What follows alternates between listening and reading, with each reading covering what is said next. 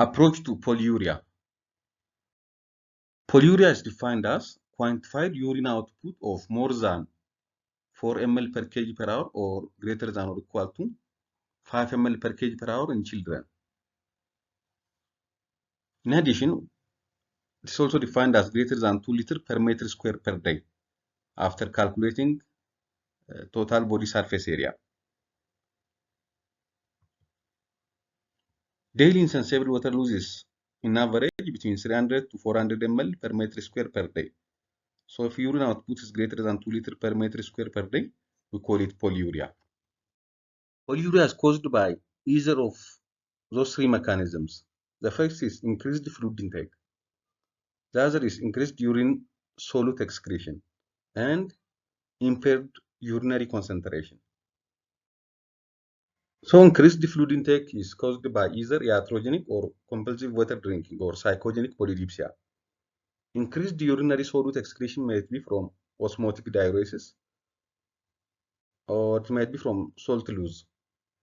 Impaired urinary concentration might be from inefficient ADH action or diabetes insipidus, or it might be from renal disorders. So the first mechanism of polyuria is increased fluid intake. Increased fluid intake can be from iatrogenic or it might be from psychogenic polydipsia or compulsive water drinking. If we drink excessive water, we will have polyuria. The other cause is increased urinary solute excretion.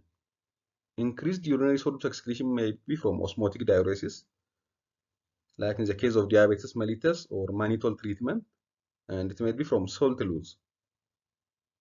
Salt loss can be caused by renal insufficiency, diuretics, cerebral salt wasting, aldosterone resistance, and others. The third mechanism is impaired urinary concentration. This is from inefficient ADH action, such as diabetes insipidus, which is classified as central and nephrogenic, and also renal disorders. Renal disorders like renal tubular acidosis, Bartter syndrome, Gitelman syndrome. Inefficient ADH action or diabetes insipidus is subclassified into central and nephrogenic. The central diabetes insipidus is caused by genetic defects, malformations, neurologic faults, infiltrative disorders, and CNS tumors. Whereas the nephrogenic DI is either from genetic disorder or acquired disorders such as hypokalemia, hypercalcemia, obstructive uropathy, and nephrocalcinosis. A child with polyuria or excessive urine production requires a thorough evaluation to determine the underlying causes, which can range from diabetes insipidus to diabetes mellitus to other less common conditions. So the initial approach involves a detailed history, physical examination followed by targeted investigation. On history, a detailed history is required to inquire about the onset, duration, severity of polyuria, as well as any associated symptoms like excessive thirst or polydipsia, weight loss, nocturia, and note any family history of diabetes or other relevant conditions. For example, if the child is having fever, it may be from UTI. If the child is having failure to thrive, it may be from DM, nephrogenic DI, renal tubular acidosis, and others. Head trauma or neurosurgery may tell us the cause of polyuria as central DI. And history of meningitis is also leading history to know the cause of polyuria as central DI. If the child is having weight loss, it might be from DM or renal tubular acidosis.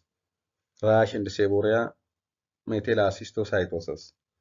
Muscle weakness can be caused by hypokalemia, which is from renal tubular acidosis or Bartter syndrome. History of drug intake should be also asked. Drugs such as mannitol, diuretics, outdated tetracyclines. Symptoms of increased intracranial pressure may tell us the etiology as CNS tumor. If a newborn is having polyuria and shock, it might be from congenital adrenal hyperplasia. Presence of constipation and paresthesia might be from hypercalcemia. Psychological problems might cause psychogenic polydipsia. Abdominal cramps, arthralgia can be from sickle cell anemia. The other is clinical examination. Look for signs of dehydration, failure to thrive, and any neurologic deficits. Assess for any abnormal finding in the head, eyes, ears, and the nose and the throat, and that may suggest a cranial cause. So check for anthropometry for failure to thrive, which might be uh, caused by DM, DI, renal tubular acidosis, and congenital adrenal hyperplasia. If the patient is febrile, it might be from UTI. Mental retardation might be from CNS malformation, and the neurologic deficits tells us CNS pathologies. If there is genital ambiguity, think of congenital adrenal hyperplasia. If there is midline defect, think of central DI. Features of rickets shows renal tubular acidosis and renal failure as a cause for polyuria. Acidotic breathing tells us the presence of renal tubular acidosis. It occurs in association with polyuria. Rash, seborrhea, and ear discharge may tell us histiocytosis. Hyperpigmentation is common in adrenal insufficiency. Muscle weakness, neck flops, it is common in hypokalemia, Bartter syndrome, and renal tubular acidosis. And always look for signs of dehydration and the shock. First, confirm it is polyuria. Where the patient complains polyuria, first confirm polyuria. Check 24-hour urine output. If it is greater than 5 ml per kg per hour or greater than 2 liters per meter square per day, it is polyuria. So it needs further investigation.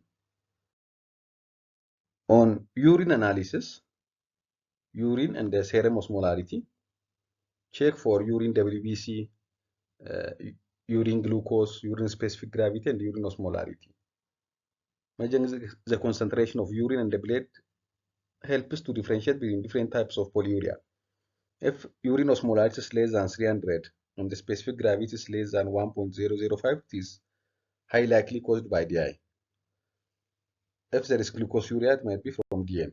If there is nitrite positive WBC in the urine, it might be from UTI. The other important investigations are from blood. Assess electrolytes, BUN and the creatinine, calcium level, to identify any electrolyte imbalance or kidney dysfunction, including plasma osmolarity. In addition, check for blood gas analysis and random blood sugar. If there is high plasma osmolarity, low urine osmolarity, and low urine specific gravity, high serum sodium, it is high likely from diabetes insipidus.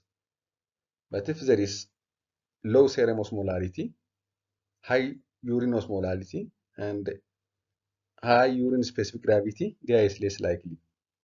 The other is water deprivation test. This test helps differentiate between central DI due to insufficient vasopressin and nephrogenic DI,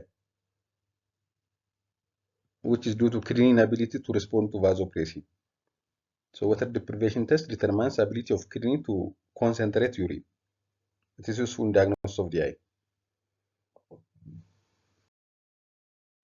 To do water deprivation test, begin the test after 24-hour period of adequate hydration and stable weight. Obtain a baseline weight after bladder emptying. Restrict fluids for 7 hours and measure body weight and the urine specific gravity and the volume hourly. Check serum sodium and the urine and the serum osmolarity every 2 hours. You should have to stop water deprivation test if weight loss approaches 5%. Polyuria is caused by DI.